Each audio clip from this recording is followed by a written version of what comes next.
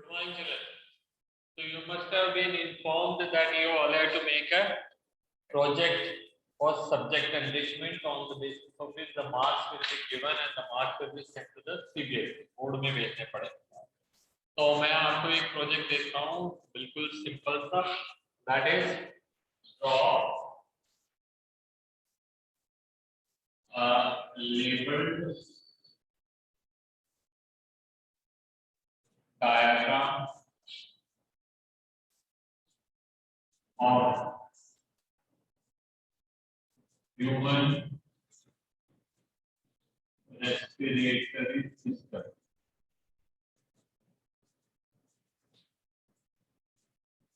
And write the important function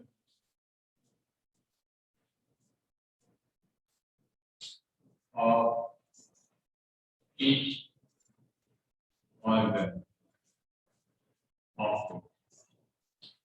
ये आपका project है ना.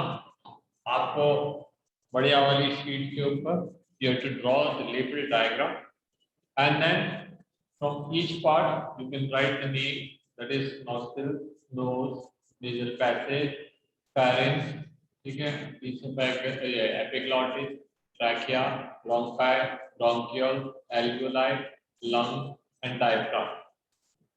ठीक है, and then you have to write each one function. You have to write each one function. Nostrils का काम आता है, that is the opening of respiratory system.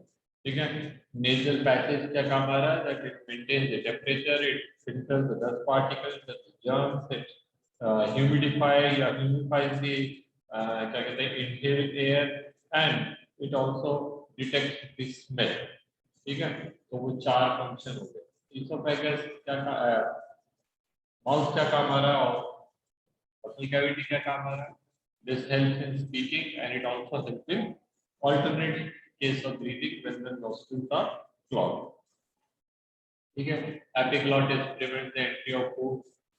Oropharynx जो है, that is the common opening of oral sac and the oral cavity and the nasal tract. Then trachea, the cartilage which is found there, and the larynx which is there, the bronchi, bronchiole, alveoli surface area. ठीक है, तो ये सब लिखना एक तरह से ये आपका first half of this chapters complete notes हो जाएगा. ठीक है, and you have to submit it on 31st of July. 31st of July means today it is 16, so you got 15 days time. अब वो 15 days में you have to make the project of all 5 subjects. So you see every subject you can give about 2 to 3 days time. ठीक है, that includes everything, buying of raw material to sketching, drawing, writing, filing, everything. क्योंकि सारे project आपके 31st July को यहाँ पे collect करेंगे. The marks will be given and the marks will be uploaded to CBSE. Okay, so be serious. ये मजाक का काम नहीं है, ये आपको करना ही है. There are some children who are not regular. Please tell them also if they are in your contact. ठीक है, अच्छा ये देखिए दूसरों को बताना, दूसरे की हेल्प करना, it is good. It should be in our blood that we should always be helping the others. Whether it's a competition between us, but फिर भी अच्छी बात ये है कि हम एक दूसरे को help करें. So this is what the thing is, that is how you have to make the project. Now we are going to continue with the chapter. हमने आपको पिछली क्लास के अंदर कुछ पढ़ा दिया था and that what we studied उसके हिसाब से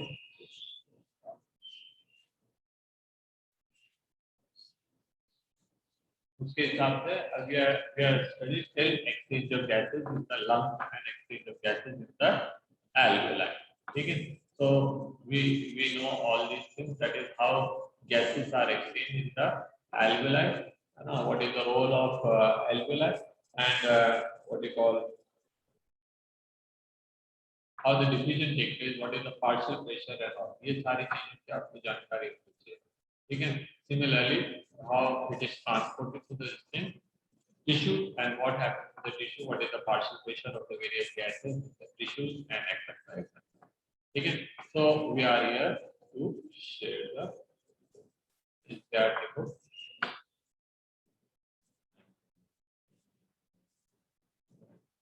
और यहाँ तक हमने कर लिया.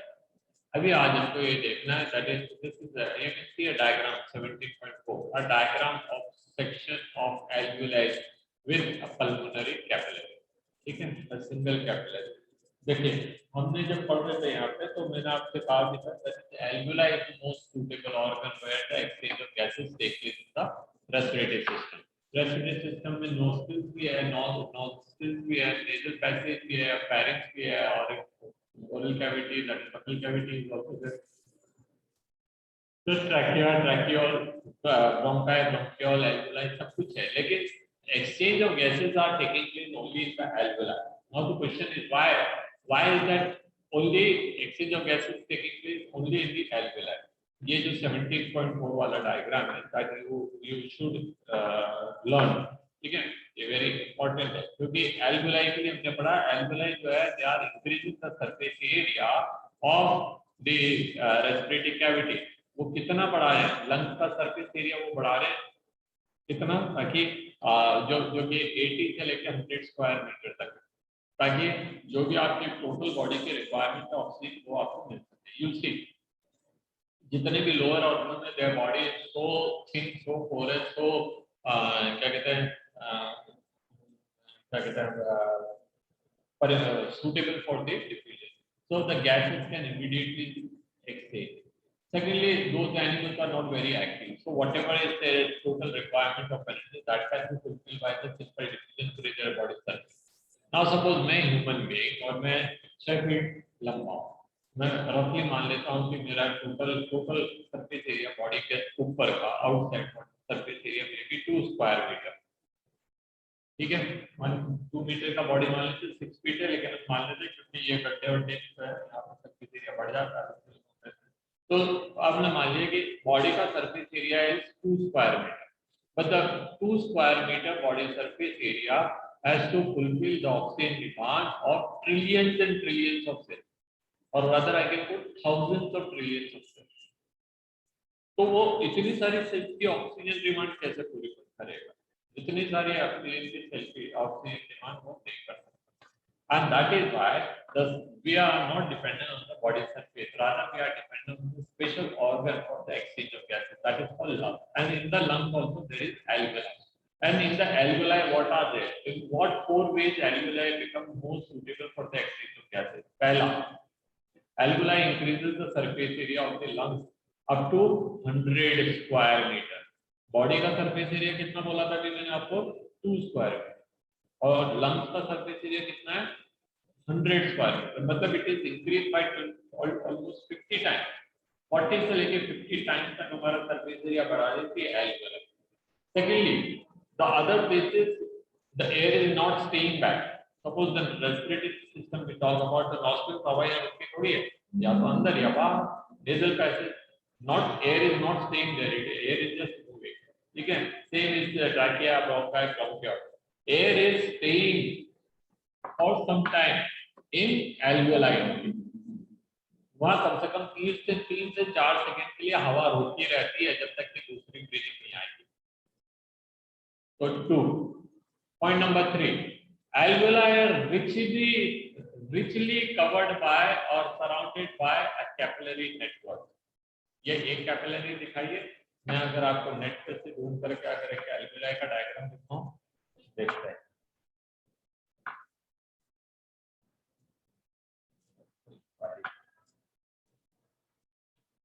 And alveoli.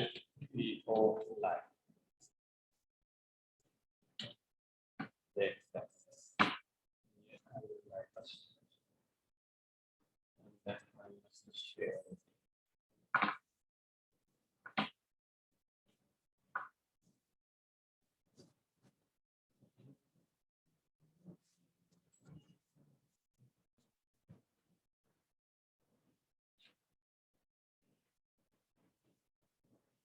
ये है सब एल्वियोलाई, ठीक है। Now you can see the alveoli is this globular structure, है ना, वो कैविटी अंदर से खाली है, और उसके ऊपर ऐसे ब्लड वेसल्स का नेटवर्क बन रहा है। ये तो कमी है, असल में देखेंगे तो it will be very too much of blood capillary.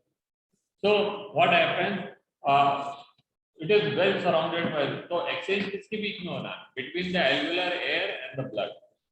So alveolar layer अंदर है, एयर अंदर है, और ब्लड वेसल्स बाहर है ना। Now how far, how much the thickness of separation? Thickness of separation is only two layers of this cell, two cellular layer thickness। वापस जाते हैं, क्या कुछ शेयर कर लेते हैं। This is a longitudinal section of a capillary, longitudinal section of a capillary, and what you can see, देखिए alveoli is made up of one cell, एक ही सेल की बनी है, एक सेल इधर, एक सेल, एक सेल, मतलब जो ओवरऑल थिकनेस है वो कितनी सेल की है? Only one cell. Here if we cut 1 2 5 10 100 200 cells की लेयर तो यूं ही निकल जाएगी। Every time you can simply scratch out and you are taking thousands of cells in your nail, ठीक है। व्हेन वी कट इट तो कई सारी सेल्स की लेयर है। जब हमने ये वो चीक सेल की स्लाइड बनाई थी, we simply scrap it, a number of cells are coming out, ठीक है। now inside the mouth living cell, यहाँ पे लेते कोई dead cell, ये हमने यहाँ के नहीं लेके living cell लिए, cheek cell, है ना। तो that is the reason। तो alveoli is the only part where the cell is only one cell thick। उसके बाद blood capillaries are also made up of one cell thick। blood capillaries की भी जो wall है वो केवल एक cell thickness की बनी है। so when the capillary is surrounding an alveoli, one cell layer thickness of alveoli and one cell layer thickness of capillary। Now, in between the blood capillary and alveoli, there is a basement substance, एक cementing substance, एक basement substance। उसमें cell नहीं है, but वो कुछ ऐसा चीज है जो कि इनको सेपरेट करके रखती है, ठीक है। तो आप समझ गए ना। तो wall of the alveoli is single cell thick। That is why the diffusion immediately take place, उसको रुकने का टाइम नहीं है। अब ये देखें कि जीन्स का कपड़ा हो मोटा सा, उसको उससे आप पानी छाने की कोशिश करें, और एक दुपट्टे के कपड़े से आप पानी छाने की कोशिश करें, किसमें आसान होगा? Definitely it will dupatta cloth which is very thick, है ना। जीन्स का कपड़ा तो कई बार पानी को रोक के देगा। तो यहाँ पे भी कैपिलरी जो है इतनी थिन है, इतनी पतली उसकी वॉल है, तो दुपट्टे का कपड़ा होता है, जब मोटी होती है स्किन जैसी, जीन्स के जैसे, तो जीन्स को आप रगड़ते हैं, है ना, जीन्स पहन के आप कबड्डी भी खेलेंगे तो आपके शरीर को नुकसान नहीं होता, because the cloth is so thick. Jeans is actually developed a cloth material for those people who are working in mines, ठीक है। ये तो माइंस के काम करने वाले लोगों के लिए बनाया हुआ कपड़ा है, specially by Germans, and where they wanted एक कपड़ा गंदा भी नहीं हो और कपड़ा फटे भी। तो कंपनी वाले कपड़े देते थे उस टाइम, तो उनको लगता था यार बार बार कपड़े फाड़ लाते सर पर प्रेशर लगता है, तो दे आस्क्ड कंपनी लेवाइस को उन्होंने बोला कि भाई आप ऐसा कपड़ा बनाओ जिसको हमको बार बार खरीदना पड़े, ठीक है। तो जीन्स वाली जो चीज है उसको तो आप पहले कबड्डी भी खेल लो, उसको तो आप माइंड भी कर लो तो पड़ता ही नहीं। एल्वेओलाई इज सो थिन, ठीक है, and since alveoli is kept well protected inside the body, so there is no chance of damage, इससे कबड्डी नहीं खेलना। तो आप समझ गए ना कि alveoli मोर सुटेबल क्यों है? पहला reason of suitable surface area increase करा रहा, दूसरा क्या है, cell wall is very thin, cell the walls are very thin, made up of only one cell, third air stays there, fourth it is surrounded by a network of blood capillaries। तो यही चार कारण के चलते हुए only alveoli is a suitable place where exchange of gases taking place, nowhere else, और किसी भी जगह पे नहीं होगा। आप सोचे कि साहब स्किन से भी क्यों नहीं होता, या हार्ट से या लंग से या किसी और जगह से डायफ्राम से भी exchange of gases will take place only between alveoli and blood capillaries, ठीक है। तो ये आपको समझ आ गया होगा अच्छे से, आई थिंक ओके। तो ये हमने पढ़ लिया है, यहाँ तक अपन ने पढ़ लिया था प्रेशर। देख लेते हैं पे क्या है ये पैराग्राफ क्या है। exchange of gases. Alveoli are the prime site of exchange of gases.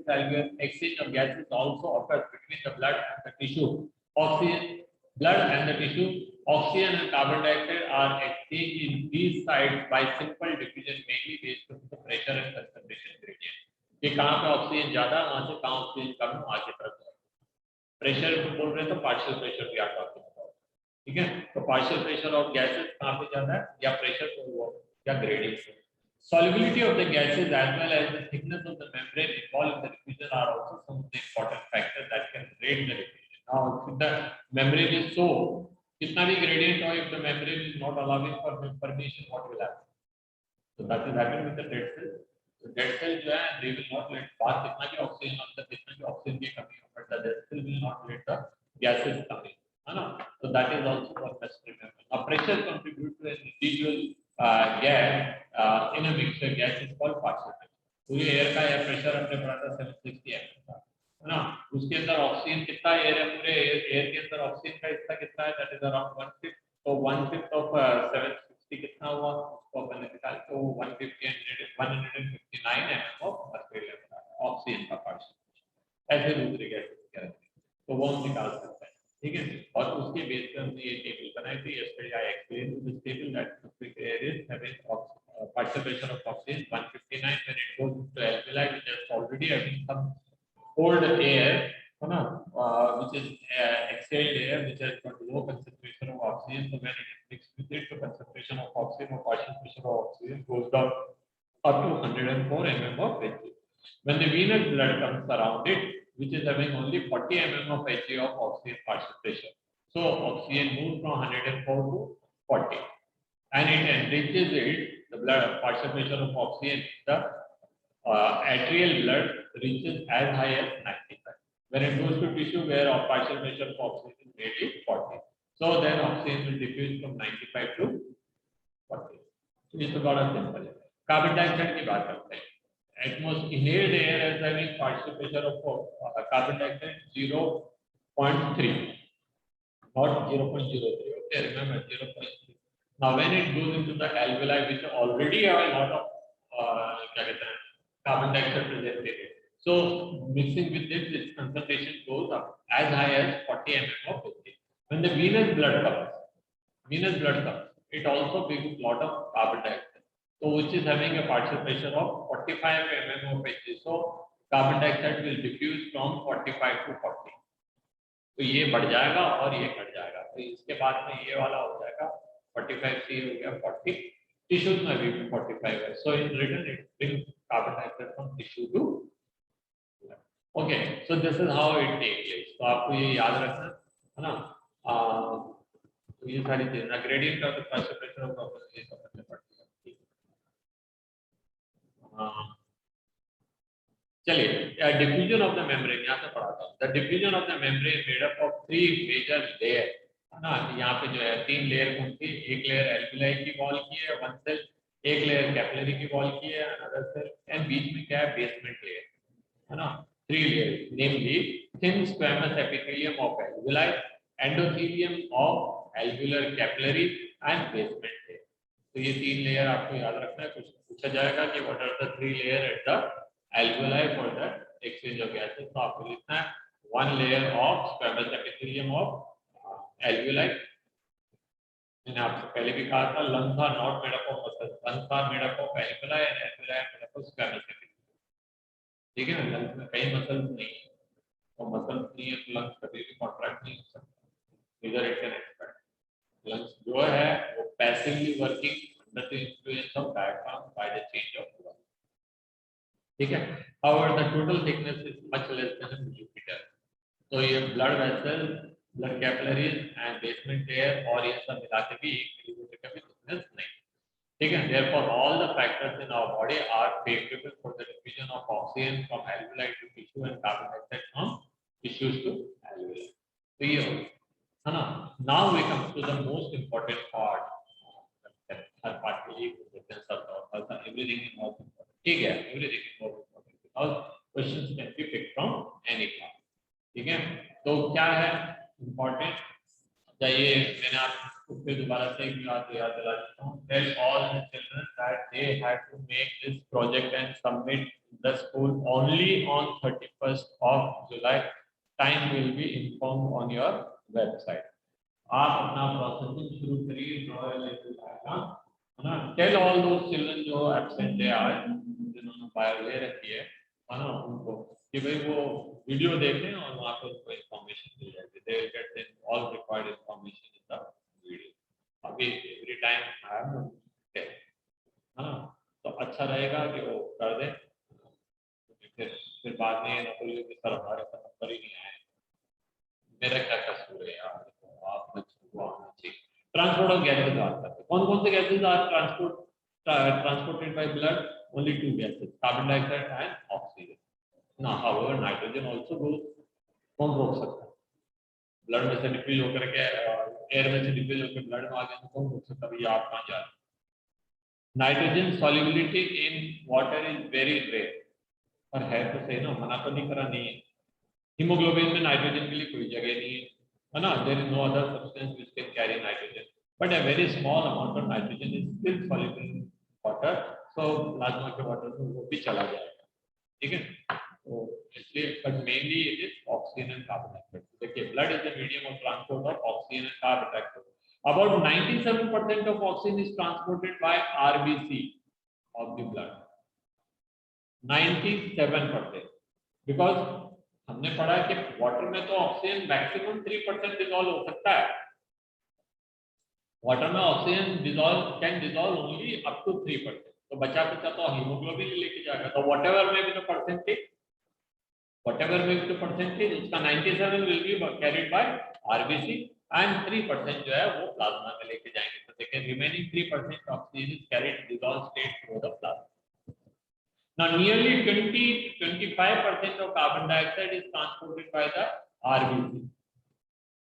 Haemoglobin जो है आरबीसी का वो केवल 20 से 25% कार्बन डाइऑक्साइड को लेके जा सकता है in the form of carb amino haemoglobin. Whereas 70% of it is carried by bicarbonate ions in the water.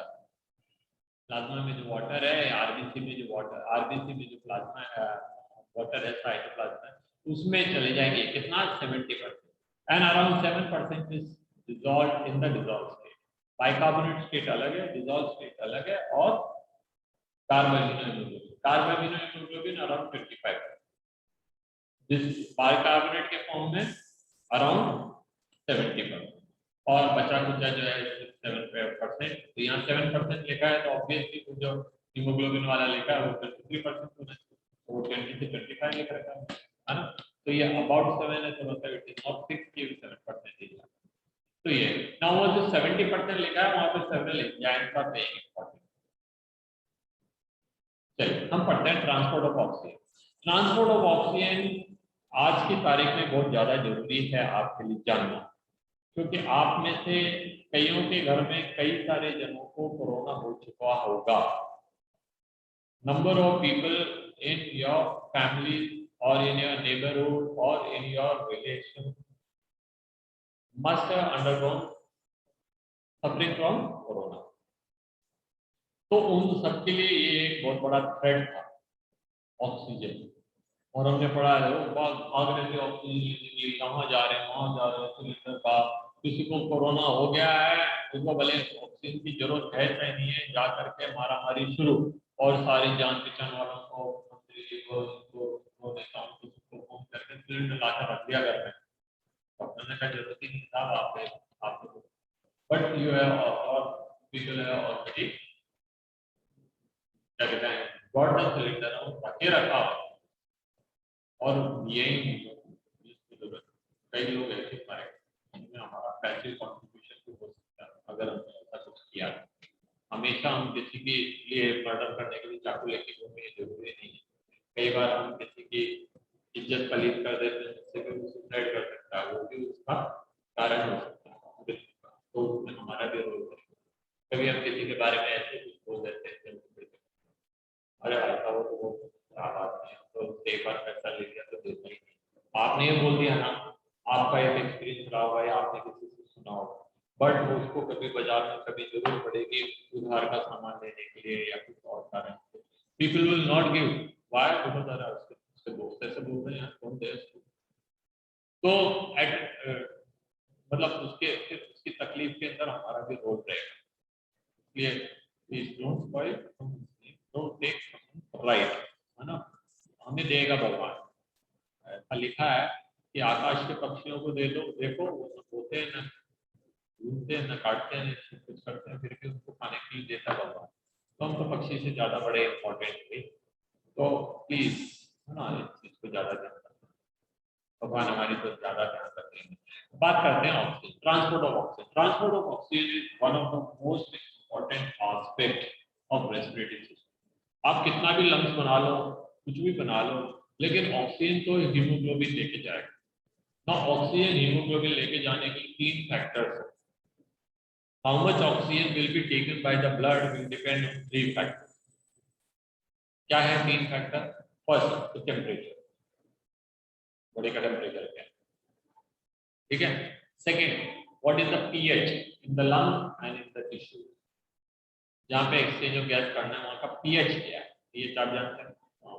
तो और तीसरी जो चीज है वो डिपेंड करता है कि ऑक्सीजन की अवेलेबिलिटी कितनी, how much oxygen is available, partial pressure of oxygen, ठीक है ना। पीएच से हाइड्रोजन आयन होता है, हाइड्रोजन आयन जो है उसका कंसंट्रेशन बोल लें चाहे पीएच बोल लें, है ना, वो बात है। तो इन 3 फैक्टर पे डिपेंड करेगा। कैसे? If the temperature rises, oxygen जो है हीमोग्लोबिन के साथ में बॉन्ड नहीं बना सकता। तो एक बात याद रखना, ऑक्सीजन और हीमोग्लोबिन का ऐसा ही बॉन्ड है, कोई उसमें अफेक्शन नहीं है ना। It is not a chemical bond, it is not very a physical bond. Physical bond कैसा होता है? जैसा हमारा किसी के साथ फिजिकल अटैचमेंट होता है, यार अच्छा लग रहा है ना, हमारे हर एक की कोई ना कोई आइडल है, कोई अच्छी पिक्चर है, मतलब वो है एक्टर्स है, एक्ट्रेसेस है, हम उनके बारे में अच्छा सोचते हैं, हम उनके फिजिक देख करके, उनकी बॉडी देख कर, उनका स्ट्रक्चर देख कर हमारा अटैचमेंट है उनसे। कैसा अटैचमेंट? इट इज ओनली है, मतलब कोई ये नहीं कह सकता कि साहब वो मेरी बहन लगती है, मेरी क्या कहते हैं गर्लफ्रेंड लगती है, मेरी पत्नी लगती है, या मेरा कुछ और लगता है। It is only an attachment. आपके लिए आपके मन में उनके प्रति कुछ टाइप का अफेक्शन हो सकता है। हीमोग्लोबिन और ऑक्सीजन के बीच में भी ऐसा ही है, they don't have chemical bond. So when haemoglobin and oxygen come together, oxygen उसके साथ में जुड़ जाता है, बट वो ऐसा ही जुड़ाव है कि जब तक हीमोग्लोबिन मतलब ऑक्सीजन कंसंट्रेशन इज मोर, तब तक तो उसके साथ रहेगा। जैसे ऑक्सीजन कंसंट्रेशन डिक्रीजेस, वो ऑक्सीजन हीमोग्लोबिन को छोड़ के बोलता है राम राम साहब मैं तो जा रहा हूँ, वहां पे जरूरत है, ठीक है। तो ये बहुत ही प्यारा सा बंधन है, भगवान भी कहाँ कहाँ से चीजें ढूंढ के लेकर के आया है देखो इंसान को बनाने में। तो देखिए, haemoglobin is the red colour iron containing pigment present in RBC. Oxygen can bind with haemoglobin in a reversible manner. अगर ऑक्सीजन ज्यादा है हीमोग्लोबिन के साथ में, तो वो हीमोग्लोबिन से जुड़ जाएगा। ऑक्सीजन कम है outside the surrounding like in tissues, oxygen is less, वो ऑक्सीजन हीमोग्लोबिन को तोड़ करके बोलेगा यार मैं वहां जा रहा हूँ, मेरी वहां ज्यादा जरूरत है। टिश्यूज में आता है, लंग्स में आता है, where there is more oxygen, तो haemoglobin goes and binds with oxygen, goes and bind with haemoglobin. Tissues में गए वहां ऑक्सीजन का है वो, और हीमोग्लोबिन को तोड़ कर से अपना संबंध तोड़ करके टिश्यूज पे चल जाता है ना, मतलब ही, है ना, इसको कहते हैं। तो एक ही सर्कुलेशन में हीमोग्लोबिन 2 बार अपना रास्ता तोड़ता है, पहले वो लंग से हीमोग्लोबिन में जाता है और दूसरी बार वो से टिश्यूज में चलता है, depending on the concentration of oxygen. तो each haemoglobin molecule can carry maximum 4 oxygen. एक हीमोग्लोबिन में 4 ऑक्सीजन को बैठने की सीट्स है, ठीक है। जैसे ऑटो में सीट होते हैं, 3 जनों के लिखा रहता है बाहर 2 सीट 3, ट्रेन में भी लिखा रहता है कि कंपार्टमेंट में जाता है। अगर आप स्लीपर कोच में गए तो 2 सीट 72, अगर आप एसी में सेकंड थर्ड एसी में चले गए तो वहाँ लिखा रहेगा 2 सीट 54, है ना। एंड उसके बाद वाले में 27 समथिंग। तो ये है। तो यहाँ पे वो है, इससे ज्यादा हमारे यहाँ तो नियम बदल सकते हैं, 3 के ऑटो के अंदर 13 भी बैठ के जा सकते हैं, स्कूल में आते हैं दोस्तों, but hemoglobin will take only 4 maximum, most of the time it will take 3 or 2 or 6, ठीक है। now binding of oxygen with hemoglobin is primarily related with the partial pressure of oxygen, कितना oxygen उसके साथ बंधेगा या कब oxygen उसके साथ टूट जाएगा, वो किस बात पर डिपेंड कर रहा है, partial pressure. So there is more partial pressure in the lung, so it will attach, and there is less partial pressure in the tissue, so वो उससे dissociate हो जाएगा। वो बोलेगा भाई साहब बाय बाय, मैं उधर जा रहा, मेरे वहां जाते थे। तो partial pressure of carbon dioxide पे भी ये डिपेंड कर रहा है, क्योंकि partial pressure of carbon dioxide के साथ में क्या होगा, कार्बन डाइऑक्साइड इफ मोर तो it dissolve with the water, and when it dissolve with the water तो it will form carbonic acid, carbonic acid will immediately break into एक hormone, एक enzyme होता है उसको कहते हैं कार्बोनिक एनहाइड्रेट, दुनिया का सबसे फास्टेस्ट एंजाइम, दुनिया का सबसे फास्टेस्ट एंजाइम, और ये लिखा है कार्बोनिक एनहाइड्रेट दुनिया का फास्टेस्ट एंजाइम है ना, वो 1 मिलियन मॉलिक्यूल एक सेकंड के अंदर बना सकता है। तो ये इमीडिएटली इसको तोड़ देगा, किसको, कार्बोनिक एसिड को। देखिए carbon dioxide plus water gives carbonic acid, carbonic acid will immediately break into bicarbonate and H ion. ये एचाइन क्या है, पीएच एसिडिक, तो एचाइन जो है वो एसिडिक एनवायरनमेंट बना देगा, और जैसे ही एसिडिक एनवायरनमेंट बनता है तो ऑक्सीजन जो है वो वहां पे आने लग जाती है। देखिए partial pressure of carbon dioxide and hydrogen and concentration and temperature और the other factor that can interfere with a sigmoid curve is obtained when the percentage saturation of hemoglobin and oxygen is plotted against PO2। PO2 क्या है, partial pressure of oxygen. तो ये देखिए partial pressure of oxygen given, और यहाँ क्या दे रखा, percentage saturation. So when the partial pressure of oxygen is 0, no saturation. When partial pressure of oxygen gone to 10, little bit 10% saturation. जब ये 20 आया तो यहाँ 30% सैचुरेशन, जब ये 30 आया यहाँ 60% सैचुरेशन, ये 40 आ गए तो ये 75%। अब ये सोच लीजिए, आपको याद होगा, आप इतने दिनों से सुनते आ रहे होंगे उसका ऑक्सीजन कितना हो गया, oxygen level oxygen level oxygen level, जो सुन रहे थे ना हम कोरोना वाले कि उसका ऑक्सीजन लेवल 80 आ गया, उसका ऑक्सीजन 70 आ गया। जब उसका ऑक्सीजन लेवल 70 आ गया, इसका मतलब ये क्या, उसको पार्शियल प्रेशर ऑक्सीजन का इतना ही मिल रहा है, मतलब उसके लंग के अंदर इतनी हवा आ रही है, उसका लंग सड़ गया है बुरी तरह से। ठीक है, पार्शियल प्रेशर जब ऑक्सीजन का एज हाई एज 80 हो जाता है तो अराउंड 97% तक ऑक्सीजन आ सकती है, आइडियल कंडीशन है। और जब पार्शियल प्रेशर अबाउट 100 हो जाता है तो सैचुरेशन इज आल्सो 100। तो आइडियल कंडीशन है, इसके बीच में रहना चाहिए। अगर हम हिल्स पे चल जाएंगे, हिल्स पे, कहाँ पे, किसी भी हिल पे चल जाओ आप, रोहतांग पास पे चल जाए, वहाँ ऑक्सीजन कम है, partial pressure oxygen will drop and your oxygen saturation will also be decreased। ठीक है, और oxygen saturation will also decrease। वो कितना हो गया, 60 हो गया वहां पे, तो वो हमारा 90 रहेगा। तो इसलिए उन लोगों का वहां पर सफोकेशन का रहता है, दम घुटता रहता है ना। तो ये हो गया। चलिए, this curve is called oxygen dissociation curve and is highly useful in studying the effect of the factor like PCO2, that is partial pressure of carbon dioxide, hydrogen ion, etc. in binding।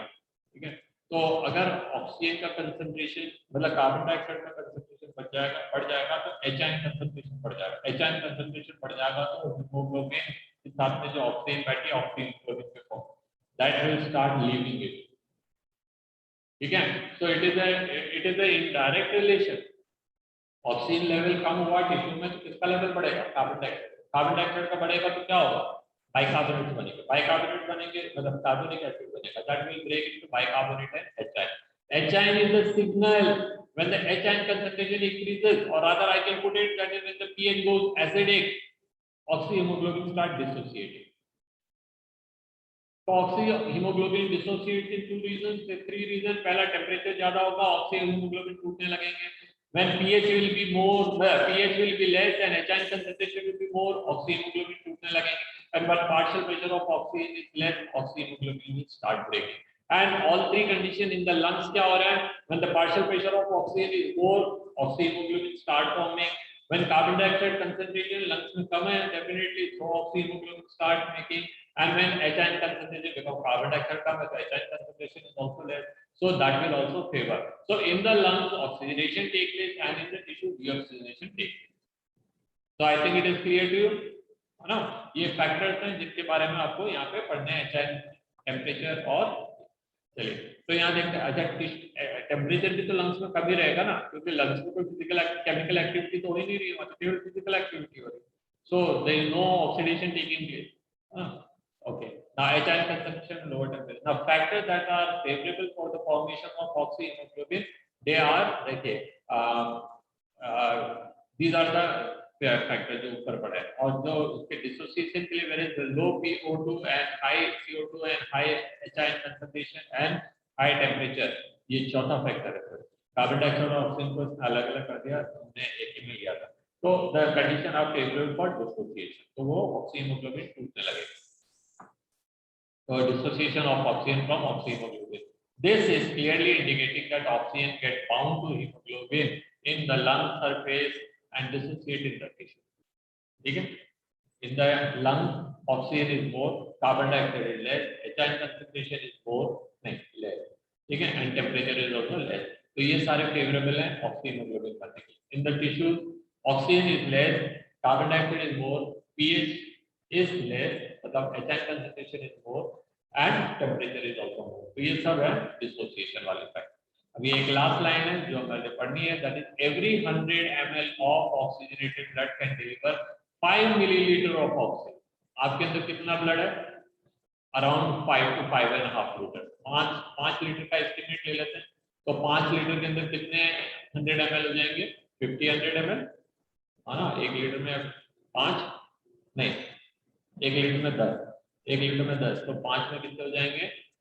500, 50 into 5 मान लीजिए 250 millilitre oxygen जा सकती है अगर वो fully saturate हो. Generally fully saturate होती नहीं, क्योंकि हम टाइडल वॉल्यूम पे जी रहे हैं, है ना. So these are the things.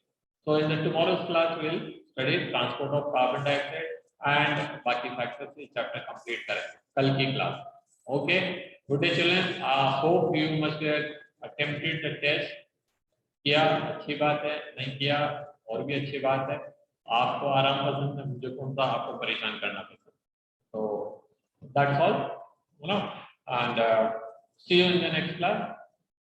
Good day children, enjoy your day और अपने आप को सुरक्षित रखिए किसी भी खतरनाक सिचुएशन. Okay, good day.